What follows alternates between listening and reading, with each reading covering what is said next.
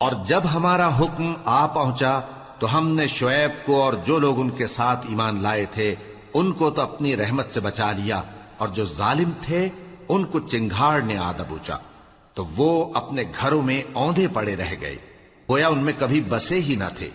सुन रखो कि मदियन पर वैसी ही फिटकार है जैसी समूद पर फिटकार थी।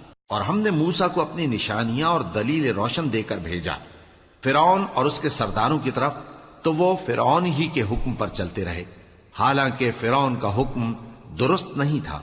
वो क़यामत के दिन अपनी कौम के आगे आगे चलेगा, फिर उनको दोज़ख में जा उतारेगा, और जिस मकाम पर वो उतारे जाएंगे वो बुरा है। और इस जहान में भी लानत उनके पीछे लगा दी गई, और क़यामत के दिन भी पीछे लगी रहेगी।